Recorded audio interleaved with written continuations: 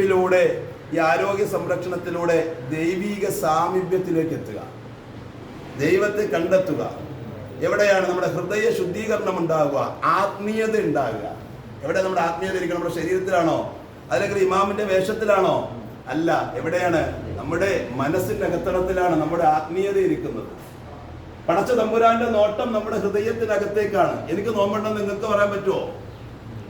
ഇല്ല, ആർക്കും പറയാൻ പറ്റില്ല. അപ്പോൾ നമ്മുടെ അത് രഹസ്യമായ ഒരു പ്രവർത്തനമാണ്, ഒരു സൽക്കർമ്മമാണ്.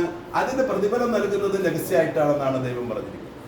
അപ്പോൾ വിശുദ്ധമായ റമദാനിന്റെ നോമ്പ് കൊണ്ട് പാവങ്ങളുടെ പട്ടിണിയും അവന്റെ ആരോഗ്യവും തിരിച്ചറിഞ്ഞ് ദൈവത്തിലേക്ക് എത്താൻ വേണ്ടിയിട്ടുള്ള ഒരു സംഗതിയായാണ് ഈ വ്രതത്തെ നിശ്ചയിക്കപ്പെട്ടിരിക്കുന്നത്. വിശുദ്ധ ഖുർആൻ പറഞ്ഞത് നമ്മൾ തന്നെയാണ്, കുത്തിബ അലൈക്കുമുസ് സിയാം കമാ കുത്തിബ അലൽ ലദീന മിൻ ഖബലികും ലഅല്ലകും തത്തഖൂൻ.